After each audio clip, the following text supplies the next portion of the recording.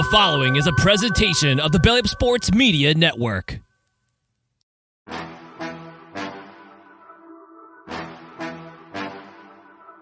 Welcome back to Haymaker Combat Sports, powered by the Belly Up Sports Media Network. I am your host, EJ Reed, joined by my fellow host, Steve Johnson. What's good, Steve?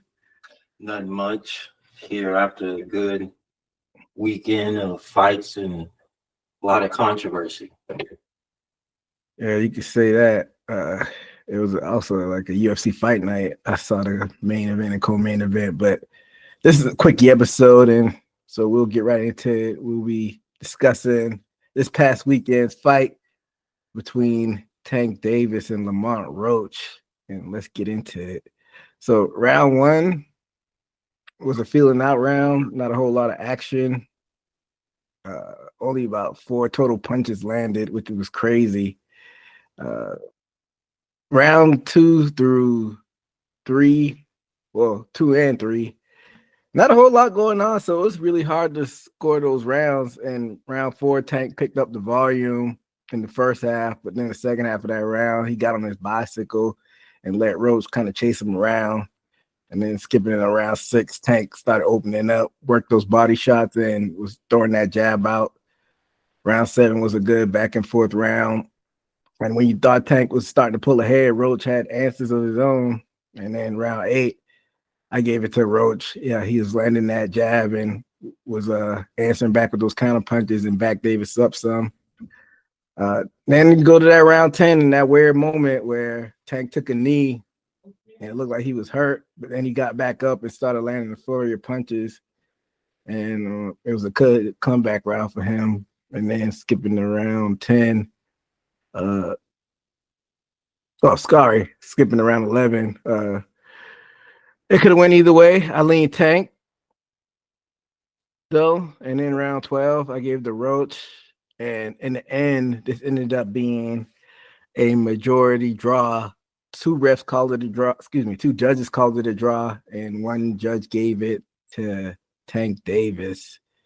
So before the fight, when we previewed this on the last boxing episode, you and Chris really didn't give this guy Lamont Roach a chance. And I'm saying like it was like I gave him a chance. I didn't give him a chance either, but yeah, and he put a good effort. Some people gave it to Roach, but I thought I probably was leaning more towards Tank like that one judge, but it could have went either way.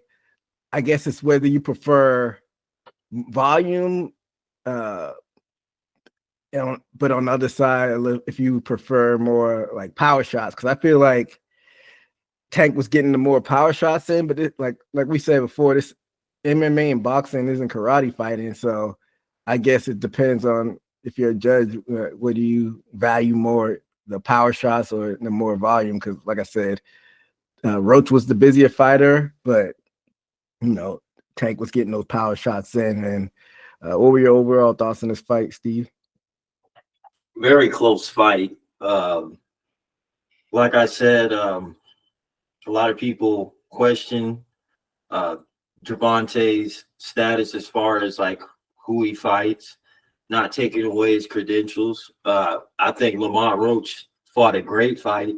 Some people contributed to his size and where he doesn't have to cut weight as of most fighters to be drained. And he looked well in there, sticking it in there with Gervonta. He stood his ground the whole fight, and for real, didn't seem intimidated. And even I think in round 8, even to see signs of popping him, where you saw signs that Gervonta felt his shots on the way up. Gervonta, he did a good job. People weren't used to seeing him getting hit, as much, or seeing so much of respecting the fighter he's fighting, this, which I think is what it looked like. I think this may have been his hardest fights he's fought since he's been fighting professionally. Other than that, talking about rematches, and I think there should be a rematch. This was his closest match. Me commenting on Gervonta Davis's kneel. I think, which I try not to look at comments, but then when I do, I seem to agree with it. Some say it was diva treatment or just his status, sort of like how they say NBA players, they get away with traveling more than collegiate. You can't get away with it. You know, his status of where he is. I don't know what he thought to blankly take a knee, which just means you take a point, you know, just to recover yourself. And then I think that was the referee's job, because I think Gervonta, he probably was factoring that in, believing his. So I heard his hair swiped his eye. Some say grease was in his eye. It's very hard to tell. That's what he said. He, in the post-fight interview, he said it was grease in his eye. So he went over his corner, you know, got it taken care of. He got on that knee. But people were saying the rule book say you take a knee, that should be a knockdown. And if you get knocked down, technically, usually the round goes in the favor of the fighter who did the knockdown or was the reason for the knockdown. And some people were saying like that's an automatic point. I don't know if it works like that for a knockdown. Basically, when you get a knockdown, you know, that usually solidifies a round for you. But I don't know if there's anything in the book saying that has to be a point, because what if the other fighter gets a knockdown as well in the same round and it will cancel each other out essentially? So, but the rule book say that should have been a knockdown, which would, I don't know. I didn't go back and look at the official scorecard to see who won that round, because like I was saying earlier, he got those flurry of punches after that. But if it were going in Davis's way, and that was considered a knockdown, could have been like a tie of a round. So what do you think as far as that controversy goes, as far as the refs not calling it as a knockdown? It could have been a you know, letting it slide. But since there's so many accusations about boxing and having it, you know, under the table stuff, it just doesn't look good for the sport, you know. Not considering that, I have to look back to see if a punch actually landed, but it was in the middle of action. And I feel like if you take a knee, I figure that you know you're blatantly going to take a point. He could have did anything. I mean, his so say master Mayweather even takes his hands up and says timeout during his fights. Mayweather, I don't even think would dare take a knee if he didn't have to. And I'm trying to think of any other boxing fights where something similar, even close to this, happened. I can't recall this happening. What was it? The Mayweather and the Victor Ortiz fight where something happened to Ortiz. He thought he got low blowed and he was trying to get a timeout with the ref, but the ref didn't do it, give him that, and then Mayweather knocked him out. Yeah.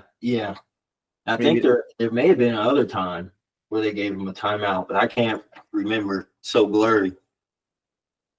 Yeah, I mean, it was odd, and like you said, people in social media, it's been a lot of people giving their opinions on it. All right, I really don't know what to think about it either way, because I've never really seen anything like that before, so I'm not all up in arms about it because there's really no precedent.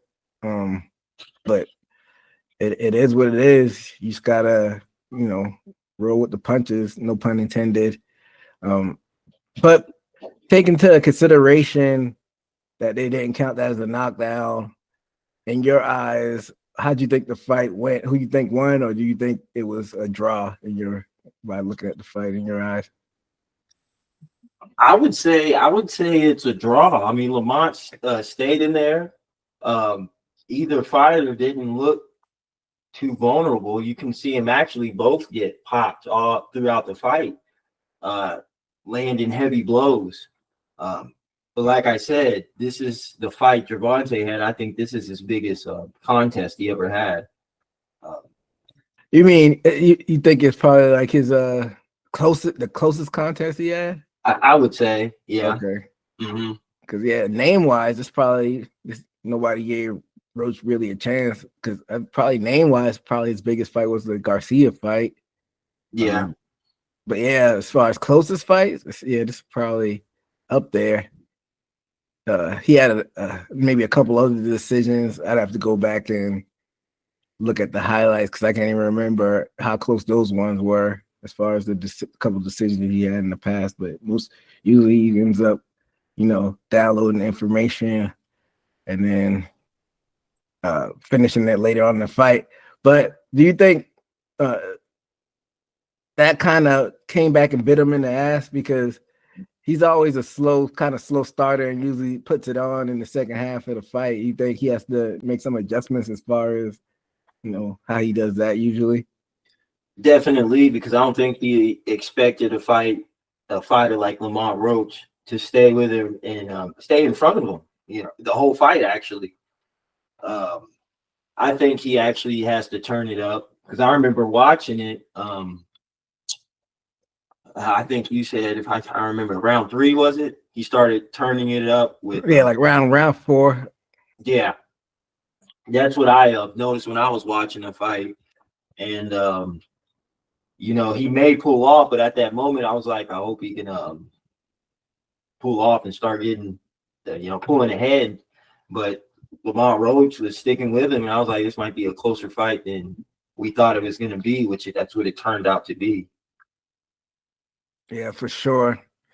And this was for the WBA lightweight title. And like you mentioned earlier, Roach came down from junior lightweight and was able to stay in there and make it a competitive fight. Some people say he won the fight, but I'm guessing it's almost like a no-brainer for them to do a rematch. Who knows what that'll get made, but you never know. Strange things happen. If both stay healthy, I can't see them not doing a rematch. But looking forward, even past this rematch, do you think that people may look at Tank Davis a little bit differently now that he had this competitive fight? Because people were kind of looking ahead to like some of the super fights, him and Shakur Stevenson, or maybe even trying to jump up and do Teofimo or Devin Haney. Do you think people may pump the brakes on talks like that now that he had this type of performance against like a smaller fighter? Definitely, until he proves superiority of who he just fought. He just got a draw. There's somebody out there now. He just made Lamont Roach somewhat a star. I mean, a lot of people are proud of him. And like we said earlier, we didn't expect him to, do as well. I think that has to be settled. And I think a lot of people are questioning, pumping the brakes on that just because he had a draw. And it feels like something isn't settled. It doesn't feel right if this fight is moved on and they part their ways, especially when Gervonta is having talks of retirement. Oh yeah, he was talking about retiring. Well, not so much retirement, saying he only has a few amount of fights left. I think he was talking like 3 fights left, or he's talking about retiring early. He said that like in a post fight. Not post fight, but I know that's what he's shooting for. I mean, it could be the kind of Mayweather playbook kind of give us the okey though, because Mayweather retired. He was like around the same age, his early 30s. Mm-hmm. He retired, quote unquote, for 2 years. He did like the WWE shit, and then came back, I think, like 2010. So maybe that's Tank Davis's, game plan on quote unquote retiring because he's only 30. I mean, that's when you're starting to get in your overall prime in boxing, as far as like your early 30s. You finally, matching the IQ with the physical abilities, and you're putting it all together at 30. So I can't imagine him retiring at such a young age. But like you said, if you're talking retirement, if you got 1 foot out and can't go in there halfway playing in the game of combat sports in general. So if you got 1 foot out, then you want to leave and get your mind right and either stay retired or, retire for a little bit and come back. But yeah, I can't imagine So I feel like he still hadn't really hit his peak as far as his money making ability. Right. And like I say, Mayweather is an anomaly. And I can't think, maybe there's some fighters out there that do it. You can quote me on it. But having a fight once a year, I think Mayweather was able to do that because he was a boxing fanatic. He never stopped, always was in shape. His way of life was boxing. Mm-hmm. And I'm not saying Gervonta doesn't have that same life, but I know he ain't no damn Mayweather either. Nah. And so maybe one fight a year, to me, I mean, I wouldn't say that he had rust because he was pretty reflexive, but who knows? And like I said, I think he's at his peak, but also we're not getting any younger either. So I don't know. That was just a thought. If maybe that once a year may affect him. Yeah, you gotta stay busy because if you're fighting less, you get kind of rusty, and like you said, it's all about reflexes in there. So you got to stay active, and sparring isn't the same thing as getting live rounds in there. So I think a fighter should at least fight twice a year.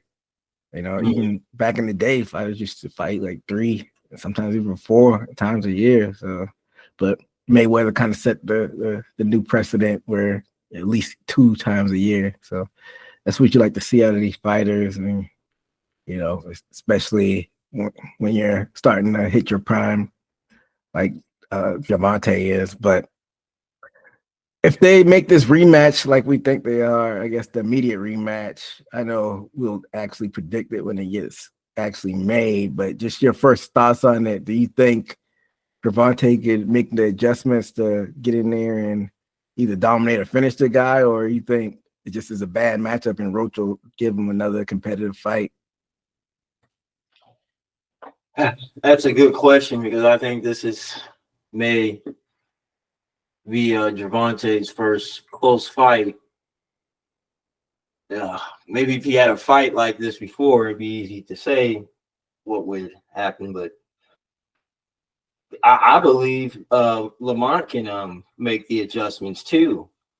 So it's kind of making me have a draw mindset right now.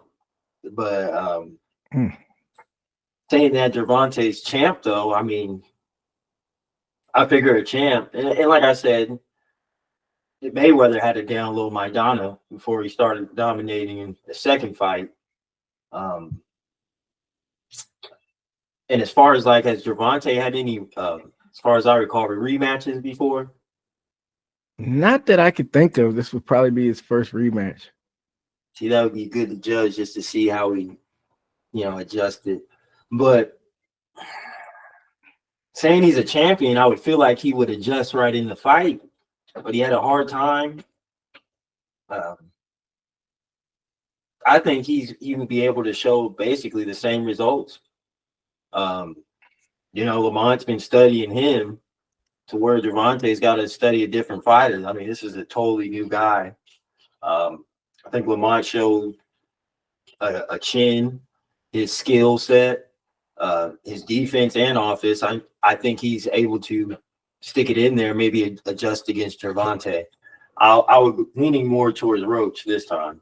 Oh, wow. So you think Roach will make the adjustments to possibly get the upset next time? Say that again, my bad. I said, so you think Roach would actually make the adjustments to pull off the upset next time? I think so. Mm. He did a good job based off of what I've seen Gervonta's other fights. And he's not and Roach isn't even a star, so I think he's one of those uncovered gems that we might start seeing now as a competitive elite boxer. Yeah, I might give a cop-out answer because I think it could go either way. I mean, I could see Tank adjusting and then maybe even getting this guy out of here, especially if he starts faster earlier. But I could also see Roach making it more competitive again. and maybe even pull out off the upset. I think it go either way. It just depends on what these guys do in between now. And I'm thinking if they do the rematch, it'll probably be fall. But, once they actually make word of what's going to happen, we'll be here to report it. But I'm interested to see what happens in the future. It was, like I said, it was a good fight. Packed house in Brooklyn. So Gervonta was saying that he might want to run it back in New York. So we'll see where the next fight is going to happen. I think they should do it somewhere in the DMV area, since one guy's from DC and one guy's from Baltimore. Do it somewhere there in the Baltimore arena or the DC arena. Either way, fans will come out. But like I said, I'm interested to see what happens next. But like I said, this is a quickie episode, so we'll go ahead and get on out of here. And just a reminder, the video form of this episode will be exclusive to the Belly Up Sports YouTube page, and you can get the audio on all major audio platforms like Spotify and also Apple. But we will be back later this week. We'll be dropping the MMA episode on Wednesday, previewing UFC. Is it 313? I think we're at 313 already, which is crazy. Was that going down from Vegas? We got Pierre versus Ankalaev. Yep, that's on March 8th this weekend. That's 313. So we'll be back to preview that later this week. Like I said, I'll be dropping Wednesday, but that'll do it for here at Haymaker Combat Sports. Until next time, be safe out there. Later. This is Haymaker Combat Sports. Hear it here, coming straight from the source. Only with the real, they ain't here to dress it up. Sweet science, MMA, you can get it all from us. Trust, 5 stars, cause it's live.